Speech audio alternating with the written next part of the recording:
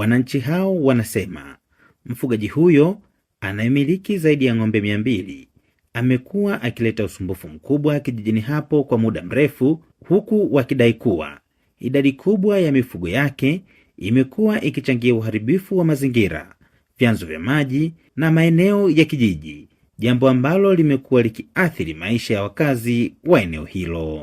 Changamoto ni pale ukizikamata na kujibu jeuri.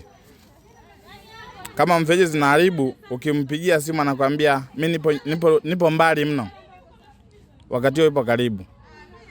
Afu ukimkamata hata ukimleta ofisini, ndio mwingine ndio hivyo anakuambia haina haja kuzikamata. Uwezi ukasema umekamata mifugo na sasa mimi naenda kwenye ofisi kaza, wewe naenda tu. Kwani kuna shida gani pale? Pale najua wao nitaishi nao vipi. Maana yake hii ni dharau. Unaenda kituo cha polisi, anasema tena kule ndio nyumbani bwana.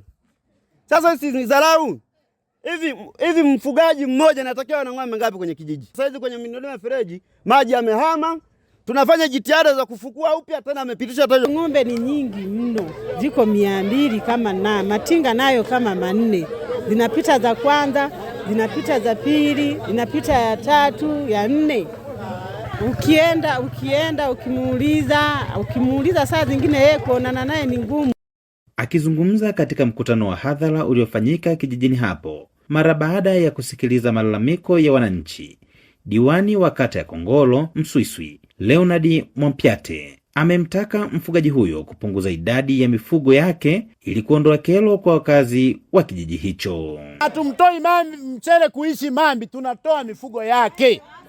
Kwa yeye mifugo yake haipunguze, abaki nayo mifugo ng'ombe ngapi? 50 tu. Naomba mnielewe hivyo, na vyombo vya habari vitasema hivyo.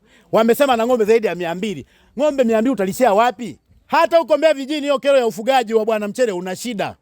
Na amekuwa akikamatwa mara nyingi na watu wa TANAPA na analipa. Kwa upande wake akijibu tuhuma hizo, Mchele Masunga Seme amekiri kumiliki idadi kubwa ya mifugo. Hata hivyo ameomba kupewa muda na utaratibu maalum wa kuvuna au kupunguza mifugo yake ili kuendana na maelekezo ya kijiji.